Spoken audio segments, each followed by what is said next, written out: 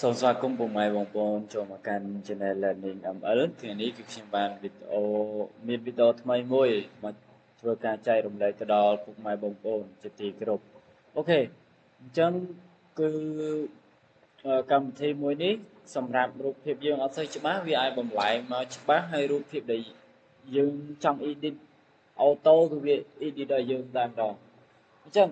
អ្នកគ្នាប្រើនៅក្នុងទូរស័ព្ទ Android ឬក៏ iOS ក៏បានឬក៏នៅក្នុងlaptop ឬក៏អីក៏បានដែរអ្នកគ្នាអូខេអញ្ចឹងអ្នកគ្នាគ្រាន់តែវាយ Remini AI មកប៉ុណ្ណឹងមកបានដែរអូខេអញ្ចឹង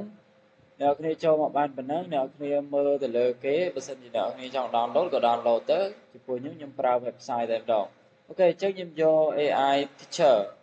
អញ្ចឹងយើងពិនិត្យមើលរូបមើលនេះរូបពីមួយទៅមួយគឺវាមានការច្បាស់ជាងមុនអូខេអញ្ចឹងខ្ញុំចុចនេះ generate យក pic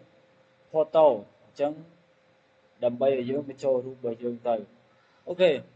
អញ្ចឹងវាបង្ហាញថាបើសិនជានៅក្នុងApp Store ឬក៏អីវានៅបង្ហាញនៅក្នុងនឹងឲ្យយើងអញ្ចឹងចំពោះខ្ញុំគិតថាខ្ញុំមានហើយខ្ញុំប្រើ website អូខេអញ្ចឹងខ្ញុំចុចចូលតមកខ្ញុំធ្វើការជ្រើសរើសរូបភាពមួយណាដែលខ្ញុំត្រូវការអូខេអញ្ចឹងរូបភាពមួយនេះគឺថាអូខេខ្ញុំ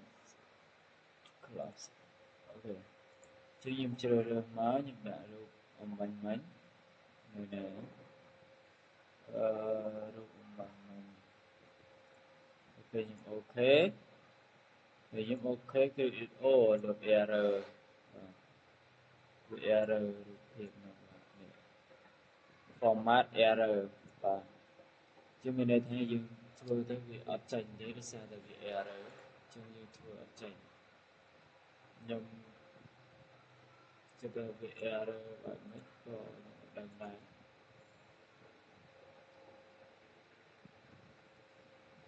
តែឥឡូវខ្ញុំសាកចេះឲ្យខ្ញុំសាកធ្វើវាជាវីដេអូ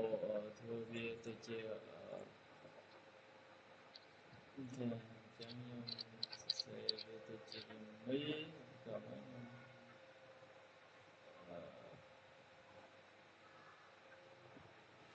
បើខ្ញុំ download វាទៅជា PC វាអាចនឹងយូរណា download ទៅ Windows ខ្ញុំដាក់ computer ចុច close អូខេតោះមកខ្ញុំធ្វើការ download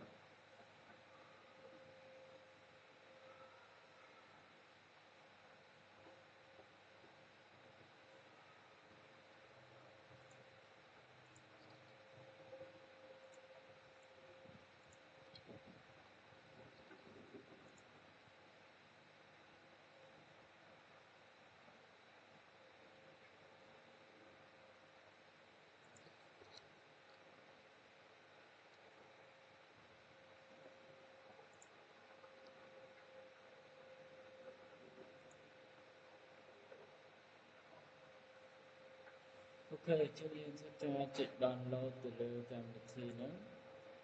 ដើម្បីវា install ឲ្យយើងអញ្ចឹងយើងធ្វើការ install កម្មវិធីហ្នឹងមក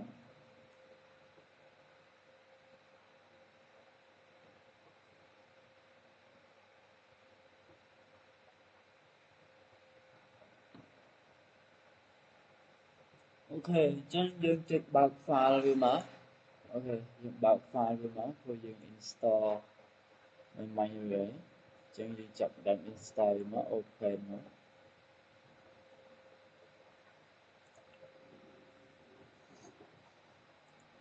អូខេតើ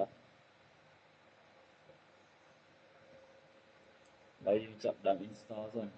កម្មវិធីវាមានច្រើនសម្រាប់ឲ្យយើង install អញ្ចឹង